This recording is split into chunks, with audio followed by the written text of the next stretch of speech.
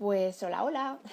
Un lunes más, el pasado fue un poco de descanso y hoy volvemos con otro tema en la sección de la sexualidad y hoy volvemos con un tema, bueno, de esa parte de la sexualidad que quizás no es tan bonita.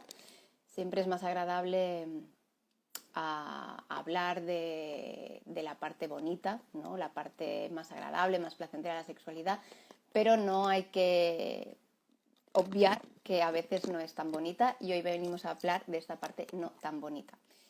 Hoy es la sexualidad y las violencias y en cuanto entre mi invitada voy a hablar de por qué está en plural la palabra violencias, porque es importante. Y nada, a ver si la veo por aquí conectada.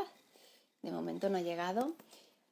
Puedo descontaros sobre ella. Ella es Pat Oliver y es una buena amiga y además tiene una opinión muy, bueno, creo que muy importante de oír sobre estos temas. Mira, ya la veo por aquí.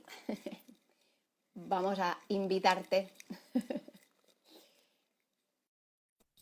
Bueno, hola a todos y todas las que estáis por aquí conectadas y conectados. A ver, doble pantallazo Instagram, vamos. Hola, ¿qué tal? ¡Yes! ¿Qué tal? ¡Hola! ¿Me escuchas bien? Querida ¿Se me Paz. escucha bien? Se te escucha perfecto. Sí, Bueno, ¿me yo ves te oigo bien? muy bien. Sí. ¿Tú me oyes Venga, bien? genial. Te escucho perfectamente. He tenido que A mí hacer un sí poco aquí maniobras para colocar el móvil porque tengo los auriculares, pero bueno, se me ve me bien, ¿no? pasa igual. Que siempre me pongo aquí, parezco que tenga la cara súper grande y es porque si me alejo mucho, no sé qué cosa A hace ver, el Instagram, que hace como ¡fu! Y se pone un súper zoom. se te come. Pero bueno, si me alejo, entonces los cascos me pasa como tú, que no llegan. Bueno, Total, que se me ve la cara grande, no importa. no pasa Mi nada. cara no es grande. Bueno, bienvenida, Pat, aquí estamos. Me encanta que Muchas gracias. estés. Te Muchas presento gracias. muy rápido y luego tú Venga, misma te incluyes tus cosas porque mejor que una nadie se presenta. dale. Entonces, Pat es sexóloga, pero ella antes que sexóloga, y lo voy a leer porque es una palabra, o sea, tu carrera es como, ya no existe, luego lo explicarás, pero estás licenciada en Desarrollo Internacional y Psicosociología, tienes el máster de Sexología y Género y además estás haciendo el posgrado de Malestares de Género. Y Eso es. además, esto lo voy a decir, tú no te lo esperas esto, pero Pat es la correctora de mi libro, del libro que escribí junto a Mireia y Eugenia, se entiende gracias a ti, así que es importante también decirlo, que estás ahí también. Muchas gracias, no me lo Y, esperaba. pero las sorpresas molan. Y dicho esto, preséntate tú mejor, porque eres muchas cosas más, y cuéntanos eso de que ya no existe esta licenciatura. Bueno, no es ¿Qué que ha no pasado? exista, es que en realidad no, o sea, no existe en España, ¿no? Entonces tú te vas fuera de España y existe y la entiende todo el mundo. Aquí en España cuesta un poquito entender el concepto este de desarrollo, ¿no? Que aquí en España estamos un poco más acostumbradas a hablar de cooperación internacional, no estamos tan acostumbradas a tener como dobles grados, ¿no? Estas mezclas que hay bueno, en el mundo anglosajón sí que se hacen y son muy comunes. Entonces, bueno, sí que existe, pero eso, básicamente un doble grado en el que tocamos, es una carrera muy interdisciplinar, tocamos un montón de ramas, desde la política, economía, sociología, psicología, ¿no? Entonces, es pues, un poquito de cada cosa. Pero para que nos entendamos, digamos que una cooperación internacional o algo así, por ahí va la cosa. Y bueno, lo que Vale. decías de que soy muchas más cosas, pues claro, sí, al final este es un poco el perfil profesional, ¿no? Pero bueno, que al final pues somos mucho más y hemos hecho muchísimas cosas, como tú comentabas, la corrección del libro.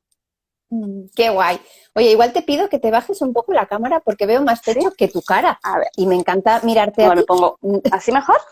Sí, Sí, vale, súper. es que estaba, Es que estaba un si no, poco reclinada en la se silla. te ve Vale, vale. pequeñita y me encanta la Venga, planta, pero prefiero verte. vale, vale.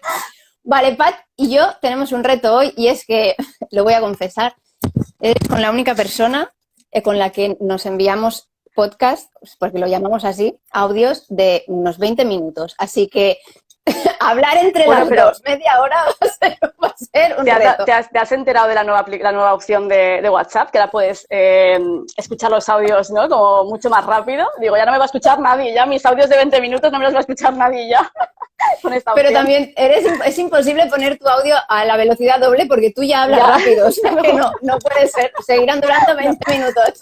no funciona conmigo eso.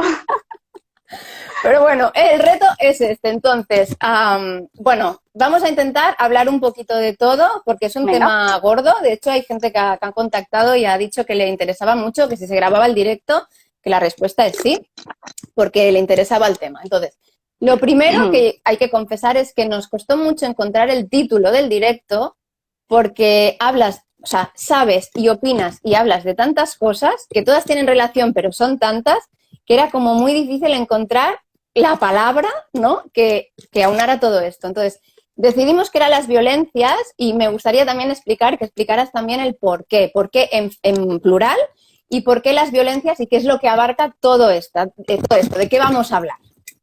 Pues verdad, es que nos costó un montón decidir el tema, ¿no? Y un poco sí, por lo que dices, porque al final toco muchas ramas, ¿no? Un poco también yo creo que producto de esta formación que he tenido tan interdisciplinar, pues acabo tocando muchas ramas y tanto te hablo de feminismo como te hablo de política, como te hablo de, pues en este caso, de sexología, ¿no? Pero sí que es verdad que luego, pues bueno, logramos encontrar este nexo de unión, que era un poquito esta idea de la violencia, ¿no? La violencia que sufren las mujeres por el mero hecho de serlo. Y esto de ponerlo en plural, no me suele gustar hablar de ese tipo de conceptos en plural, porque tengo la sensación de que a veces pierden un poco de fuerza, ¿no? Y pierden significado, pero sí que es verdad que en este caso y para esta charla en concreto me parecía interesante porque en España tendemos a, cuando hablamos de violencia machista, ¿no? Violencia contra las mujeres, fruto lamentablemente bueno, de lo que vivimos, ¿no? Día a día en España, que al final pues la violencia machista, ¿no? Que sucede, lo que se llama la violencia de género, que sucede bueno, en el seno de las relaciones de pareja, pues es lo que tenemos más, ¿no? Más fresquito, yo creo que todo el mundo aquí en España. Entonces, me da la sensación de que cuando tú en España hablas de violencia contra las mujeres, automáticamente se te va la cabeza a eso, ¿no? A ese tipo de violencia. Y a mí me gustaría que un poquito explicar o que entendiéramos que las violencias que sufren las mujeres no es una, ni dos, ni tres. Es que, de hecho, yo utilizo mucho esta idea, no sé si lo conoces, seguramente que sí, esta idea del iceberg de las violencias, ¿no? Entonces, arriba del todo tenemos como las violencias más visibles, ¿no? Las que están quizás, voy a decir normalizadas, aunque no deberían estarlo, pero bueno, las vemos más a menudo, ¿no? O más visibles también en el sentido de que quizás pueden ser unas violencias incluso que dejan huella, ¿no? Pues eso, unas violencias físicas, o por ejemplo el caso, ¿no? De una violación. O sea, son violencias que son más visibles y que las vemos. Pero luego, debajo de este iceberg, ¿no? Debajo del mar, si os hacéis la idea en la cabeza de un iceberg en el que hay una pequeña parte visible, pero luego hay una gran parte debajo, pues hay todo un conjunto de violencias, ni más pequeñas ni más grandes, o sea, son diferentes tipos de violencias que nos siguen afectando a las mujeres y en este caso, pues que afectan a mujeres en otros contextos culturales, en fin, geográficos, ¿no? Entonces, por eso decidí hablar de violencias, por un poco por visibilizar todo este tipo de violencias que no lo tenemos tan a mano, ¿no? En los medios de comunicación bueno, y en los periódicos, ¿no? Que lo vemos todos los días. Y ahí englobas también, yo creo, ¿no? El tema de la prostitución y de la pornografía, que es algo que sé que has estudiado mucho y has hecho una gran investigación sobre ello. Entonces, cuéntanos cosas. ¿Qué nos puedes contar? A ver, claro, sí, o sea, la prostitución y la pornografía al final, pues bueno, atraviesan, yo creo, ¿no? Este iceberg. O sea, en realidad, yo suelo hablar de industria sexual, ¿no? Un poco para englobar todas estas formas, porque una vez más, por ejemplo, la idea la idea de la prostitución, bueno, yo creo que todas las personas, ¿no? Más o menos tenemos una idea hecha, ¿no? Una opinión más o menos forjada sobre qué es, cómo se da, ¿no? Todo esto, pero a veces cuesta entender que la prostitución, una vez más, no es solamente no tiene una forma, no tiene una cara, ¿no? Yo he investigado mucho, por ejemplo, el tema del turismo sexual, que es una forma de prostitución, pero totalmente diferente a la que nos puede venir a la cabeza automáticamente cuando nombramos la prostitución. Y lo mismo pasa con la pornografía, ¿no? La pornografía, al final, no deja de ser una forma de prostitución quizás más legitimada, ¿no? Socialmente. Bueno, porque se da por hecho, o se sobreentiende que, bueno, pues no hay esa violencia, ¿no? Esa criminalidad detrás, en fin, todos estos conceptos, ¿no? La prostitución, la trata, el turismo sexual, la pornografía. Yo, en lugar de separarlos y hacer categorías, ¿no? Estancas, me gusta más hablar en conjunto y hablar al final de eso, de industria sexual, ¿no? Porque eso, están todas dentro y encima además porque cuando investigas un poquito sobre estos temas te das cuenta de que al final es como una red que se va interconectando, o sea, normalmente no se da la una sin la otra, siempre al final se acaban encontrando en algún punto, tanto las personas implicadas, o sea, las personas, las mujeres prostituidas, los proxenetas, los puteros en este caso, por ejemplo, al final, o sea, todos esos roles, ¿no? Acaban encontrándose en la pornografía, acaban también muchas veces encontrándose en el turismo sexual, entonces es muy difícil, desde luego a nivel de investigación no es eficiente el separarlos, ¿vale? Entonces me gustaría más eso, me gusta más hablar del concepto entero de industria sexual. Claro, y ese es el punto en común, ¿no? O sea, si tuvieras Eso que es. englobar, o sea, lo englobas todo como violencia, pero el punto en común es que hay esa violencia, o cuál es el Claro. punto en común.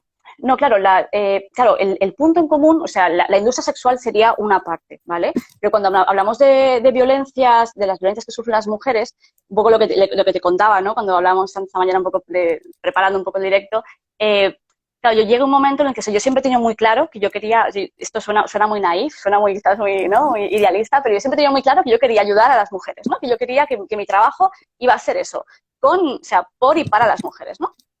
Pero claro, realmente me costó mucho darme cuenta o el averiguar cómo podía realmente ayudarlas, ¿no?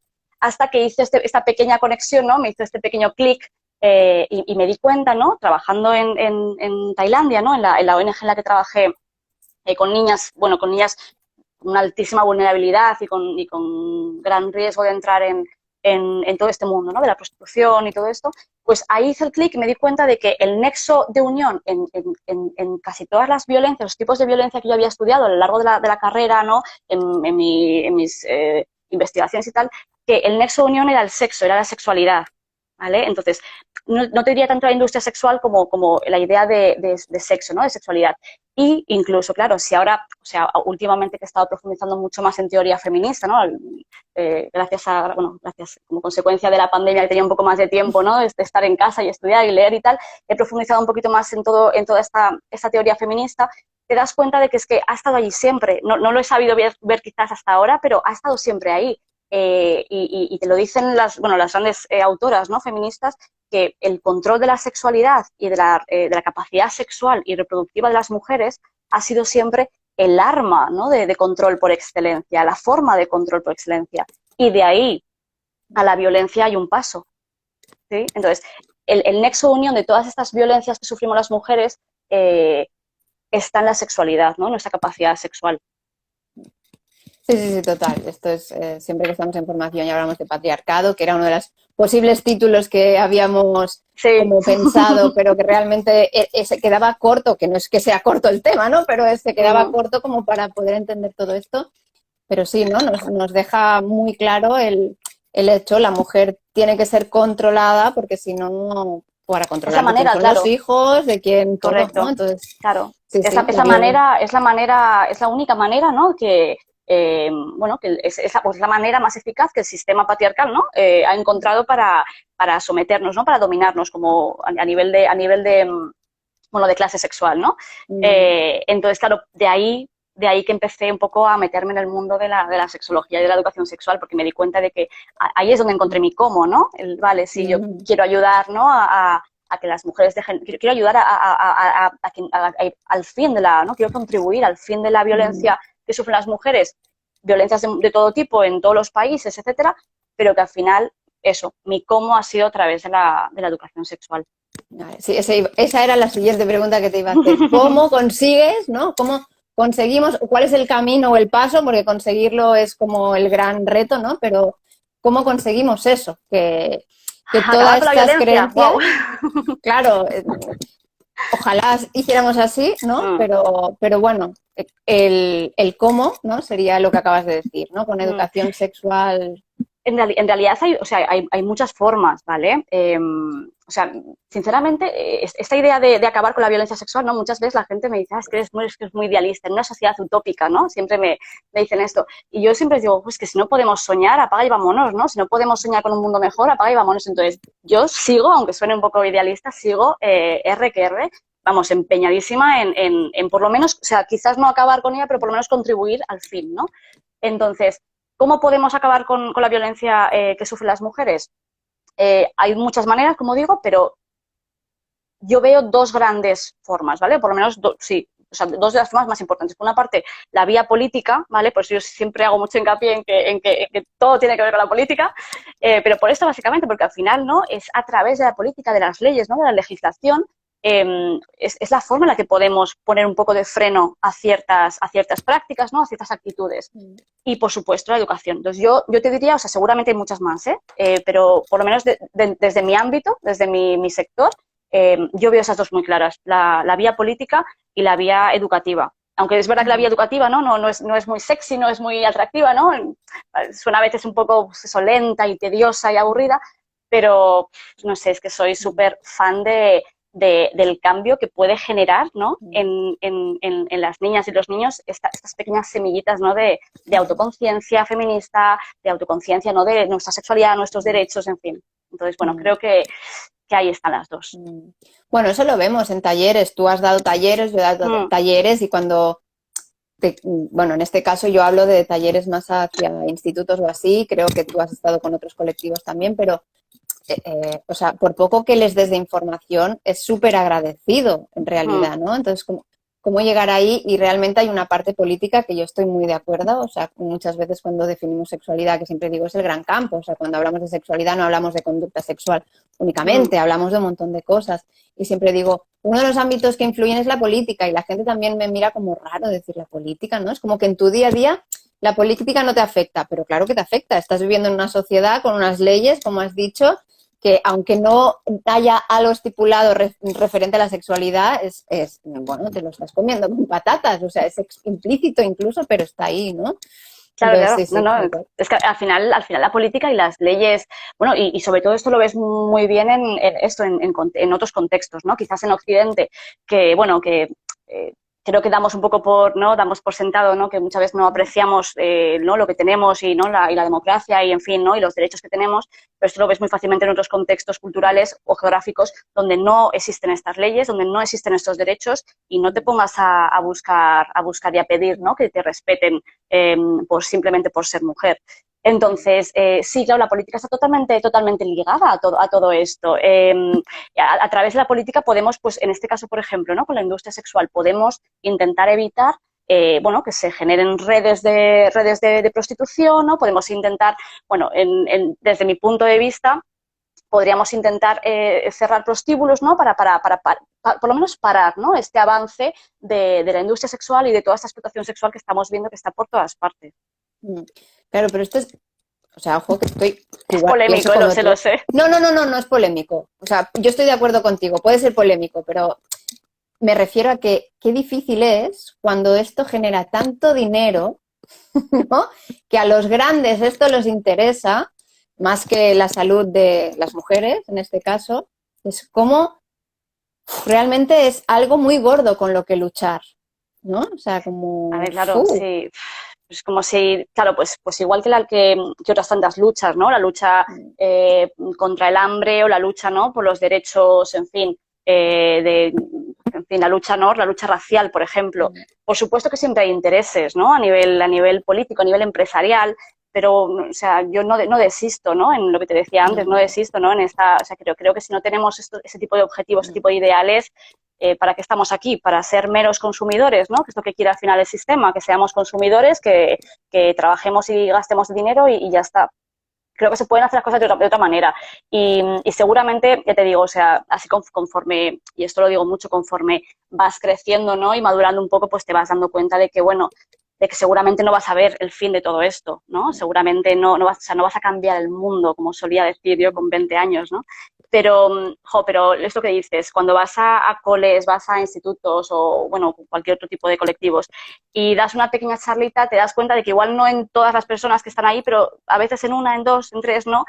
Notas como tu discurso cala, ¿no? Y notas como de repente algo se remueve dentro y como se empiezan a plantear cosas, ¿no? Y esto pasa mucho, por ejemplo, claro, yo siempre, todas mis charlas y todo lo que hago, entrelaza pues esto, ¿no? Esta idea de cooperación, ¿no? De intentar luchar por, o sea, intentar conseguir el bienestar de todas las personas, independientemente del origen, de la clase social, del sexo, la raza, en fin, ¿no? Pero también siempre lo interlazo mucho con el feminismo y esto lo ves, ¿no? Te das cuenta como esas pequeñas ideas, ¿no? que vas dejando en los talleres, las actividades, pues van calando. Y yo confío en que, bueno, que poco a poco ya puedan desarrollarse, ¿no? Sí, bueno, es que lo más importante, el idilio que tú decías, pues que debería ser así, debería ser que los derechos humanos pasaran por delante de los intereses económicos y políticos. Pero claro, es eso, luchas contra el gran dragón, ¿no? Pero ahí Sí, estamos. totalmente, no, a mí realmente, en realidad el gran dragón no me para, en realidad, o sea, siempre van a existir los malos, ¿no? O sea, quiero decir, siempre va a haber un sistema ahí, pues eso, global, que va a intentar frenar los derechos de las personas. Pero a mí quizás me da más miedo pues toda esa gente toda esa gente que lo ve y no hace nada, ¿sí? ¿Sabes? O sea, me da más miedo en lugar de estas grandes corporaciones y los partidos políticos, ¿no? Los gobiernos, me dan más miedo esas personas de a pie que están viendo, ¿no? Cómo, pues no sé, a mí me ven todos los días mis vecinos quitar los papelitos de los coches de la prostitución y se me quedan mirando diciendo esta tonta que hace, ¿no? Y me da igual, pero o sea, pongo más el foco en esas personas, ¿no? Y no por una cuestión de culparles, ni mucho menos, pero, o sea, mi trabajo está ahí, en la calle, ¿no? En plan de intentar que nos unamos, ¿no? Todos y todas nosotros y que luchemos contra pues al final contra esta lacra, ¿no? Que es la violencia contra las mujeres. Y, por ejemplo, en países, voy a llamar más empobrecidos, ¿cómo crees que esto se puede, no sé si utilizar la palabra solucionar, pero como intentar eso, dar camino, dar cabida a este cambio? ¿Cómo lo hacemos también? ¿Podemos hacer algo Hombre, desde aquí? ¿Cómo va? claro, o sea, ahí jugamos en desventaja porque, claro, lo que te decía antes, o sea, estamos hablando de países en los que muchas veces pues no, los derechos no están garantizados, o sea, los derechos más básicos que nos podemos imaginar y que muchas veces incluso las personas que trabajamos allí corremos el riesgo, ¿no? Corremos un riesgo incluso, o sea, a nivel vital, ¿no? Por decir lo que pensamos bueno, por hacer ese tipo de labores, ¿no? De concienciación y tal. Entonces ahí jugamos, o sea, sí, en desventaja, pero sí que es verdad que también es un poco también lo que decías antes, te das cuenta de que en ese tipo de países agradecen un montón, por poco que les dé, agradecen un montón. Y no lo digo desde un punto de vista colonialista ni mucho menos, ¿vale? Me refiero a que o sea, es que aquí en Occidente, y además de esto hablo mucho, creo que vivimos como en una burbuja, ¿no? Vivimos una pequeña burbuja en la que realmente, bueno, pues quien más, quien menos tiene acceso, ¿no? A formaciones, a talleres, a libros, ¿no? En fin, a recursos, ¿no? A herramientas para un poco, pues bueno, abrirnos la mente, en fin, ¿no? Investigar, profundizar en temas de feminismo, de sexualidad, en fin. Pero hay un montón de lugares, un montón de comunidades de países los que no tienen acceso, pero ni a un libro. Y no es tanto por una cuestión muchas veces de pobreza, ¿vale? Porque o sea, por eso los conceptos a veces son controvertidos, ¿no? Son polémicos porque, claro, sí, países más empobrecidos, bueno, hay muchísimos países del África subsahariana que son mucho más ricos que cualquiera de los países occidentales. Lo que pasa que, claro, que hay un conglomerado de asuntos políticos, económicos, en fin, que hacen que no se puedan desarrollar, ¿no? Y que el bienestar no llegue a las personas, que es lo que a mí me interesa. Entonces, claro, lo que decía, puede ser que estos países por mucho que no sean pobres per se, ¿vale? Pero que las personas al final, que es lo que a mí me interesa, no tienen acceso a libros, no tienen acceso a formaciones, no tienen acceso a este tipo de herramientas que tenemos acceso aquí. Entonces, para mí el trabajo está ahí, en intentar de alguna manera democratizar, ¿no? Esta educación sexual, ¿no? Universal, intentar democratizarla y de alguna manera ofrecerles, darles acceso a estos. O sea, no es una cuestión de ir allí y decirles qué pensar o qué hacer, sino es por lo menos ofrecerles los medios, ¿no? Los recursos y las herramientas. Oye, esto es lo que hay, ¿vale? Yo te lo ofrezco y si tú quieres, si te interesa, ahí lo tienes, pero por lo menos ofrecerles este acceso, ¿no? Que para mí es lo más triste, que ya te digo, o sea, yo es que claro, he viajado mucho y te das cuenta de que muchas veces te encuentras, mira, por ejemplo, sin ir más lejos, ¿vale? Y esto también lo digo un poco intentando romper todos estos estereotipos que tenemos de los países, ¿no? Vamos a decir, entre comillas, en vías de desarrollo, ¿no? Por ejemplo, las niñas con las que yo trabajaba en Tailandia eran niñas que casi todas tenían un teléfono móvil. O sea, imagínate, todas tenían un teléfono móvil. O sea, yo no tenía un teléfono móvil en esa época y ellas ya lo tenían una cuenta en Facebook. Sin embargo, ni de broma se les ocurría, o sea, no tenían acceso a libros y ni de broma se les ocurría gastarse el poco dinero que podían tener en libros, por ejemplo, ¿no? O en formaciones. Lo primero porque no tenían ese acceso, no, entonces, bueno, mi trabajo va un poquito por ahí, ¿no? Intentar, de alguna manera, democratizar, pues eso, llevar esta educación sexual que aquí la tenemos muy a mano, llevarla a este tipo de contextos.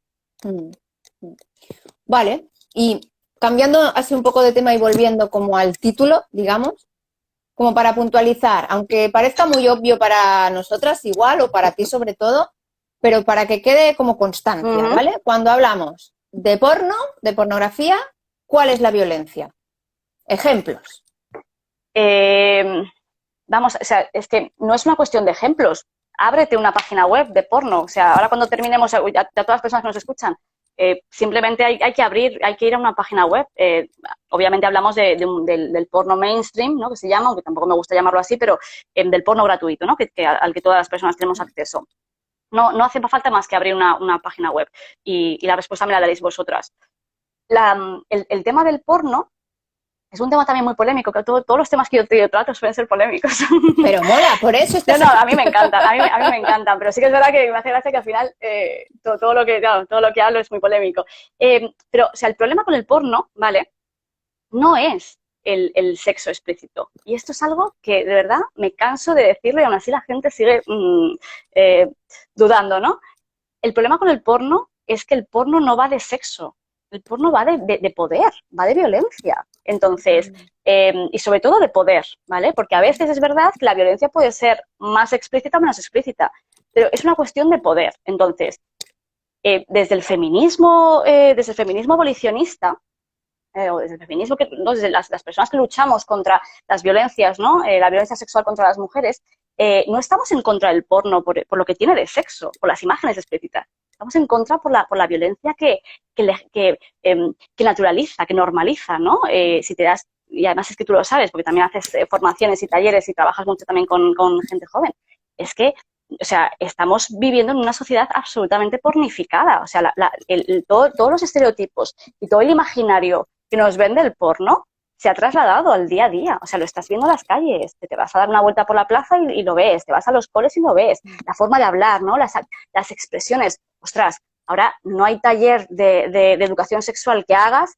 en el que les preguntes, venga, ¿qué es la sexualidad? Y que te salgan términos como bucaque, manada, y no sé qué burradas más, que hay cosas que yo ni conozco. O sea, hay cosas que yo no sé ni qué significan. Y me quedo diciendo, ¿pero esto de dónde lo sacáis? O sea, críos y crías de, no sé, de 12 años, ¿sabes? Uy, y todo esto, sí. No, y antes también, claro.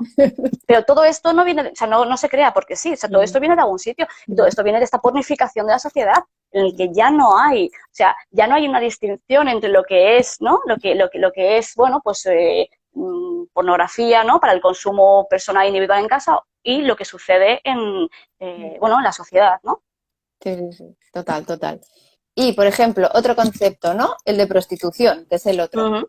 Que aquí yo sé que hay gente que podría decir, hombre, pero hay personas que deciden ejercer la prostitución por voluntad, ¿no? O sea, sí. A mí me gusta el sexo y yo decido que quiero trabajar de eso. Sí. Vale. Pero prostitución y violencia. El próximo día te voy a hacer un listado de los grandes mitos, ¿no? Los grandes... Sí, ¿no? Las excusas que nos ponen siempre para rebatirnos, ¿no? A ver, es que esto es como decir... Es que hay mujeres que también maltratan. Pues seguramente las habrá. Pero es que estamos hablando de un 0,01%, quiero decir. Entonces, legislar o organizarnos socialmente, ¿no?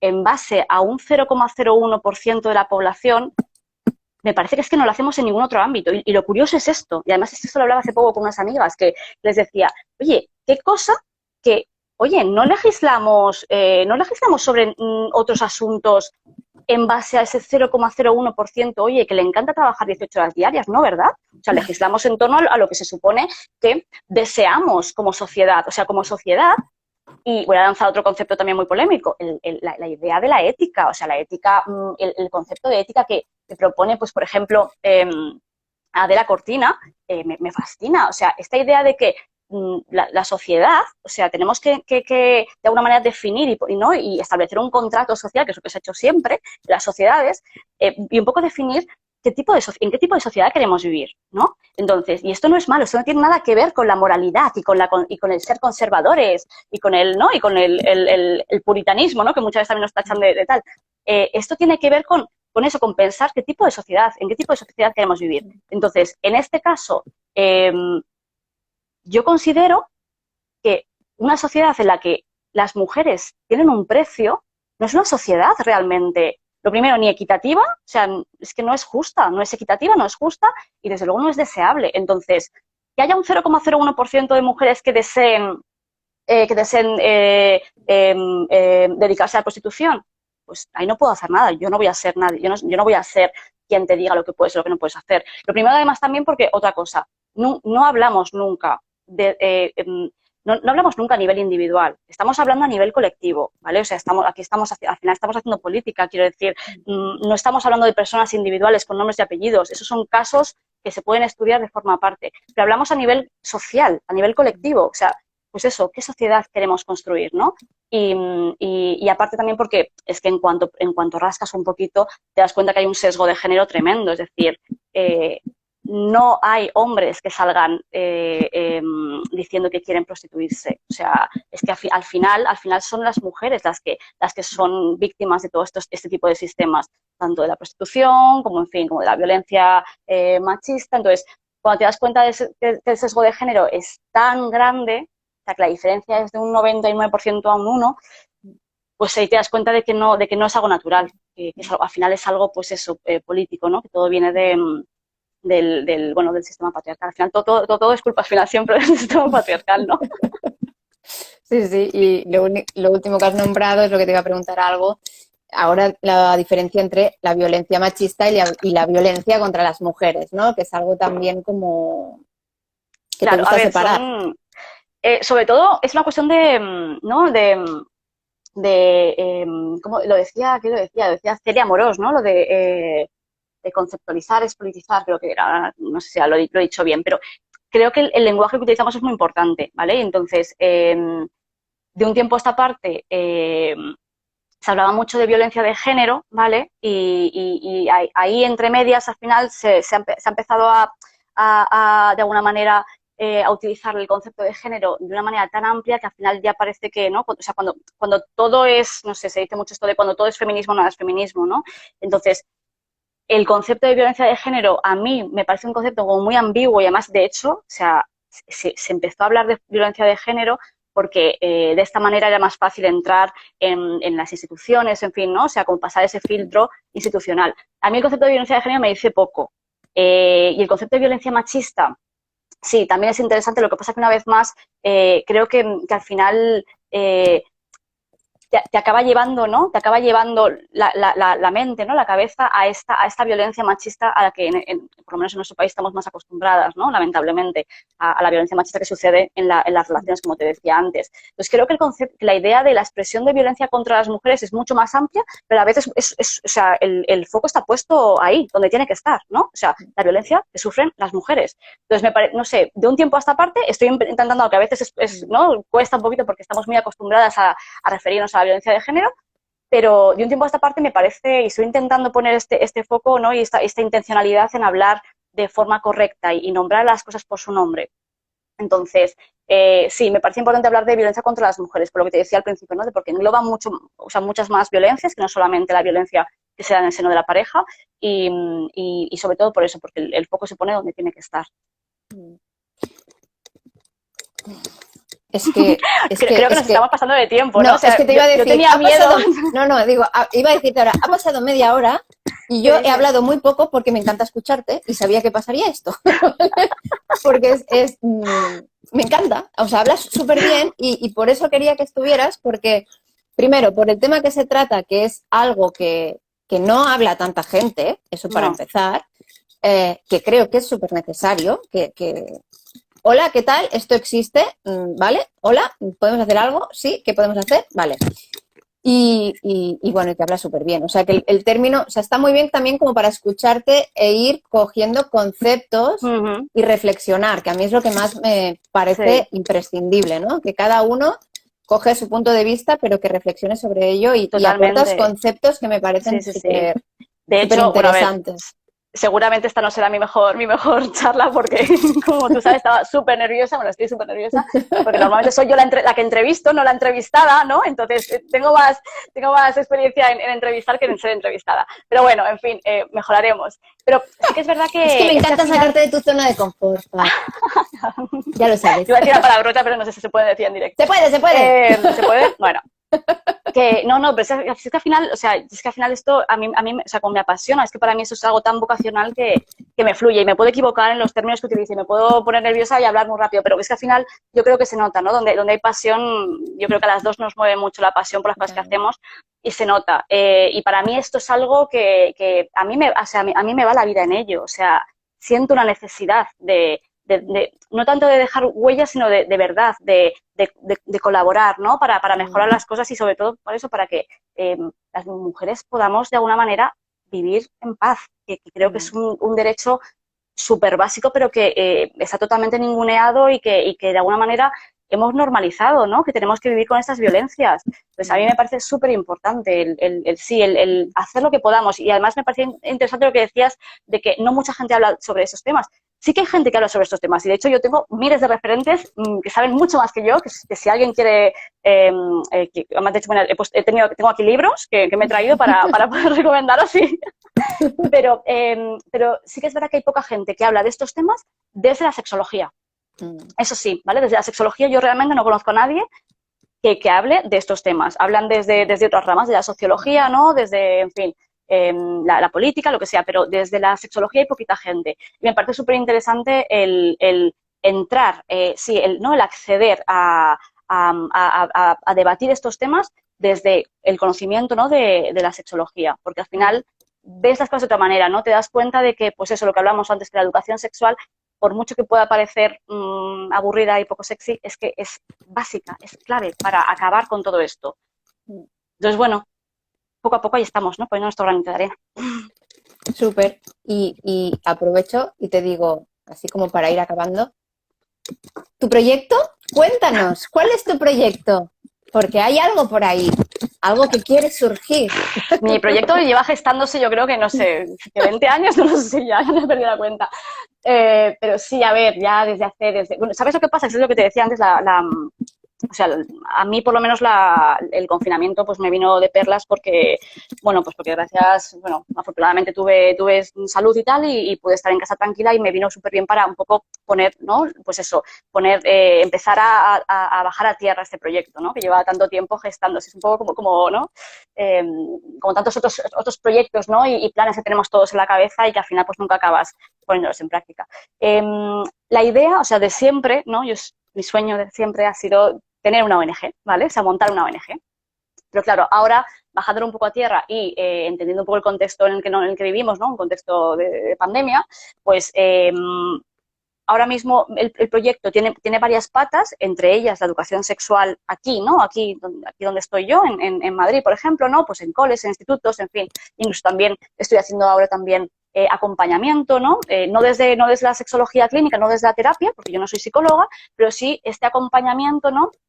Para personas que de alguna manera, bueno, que quieren mejorar un poco, ¿no? Su relación consigo mismas, con su sexualidad. Entonces, por una parte está esta pata, pero también está ahí la gran pata, ¿no? Que es, pues lo que te decía, el intentar llevar esta educación sexual a países que, pues eso, no tienen el acceso y los recursos para para llevar esta educación sexual a los chavales y las chavalas.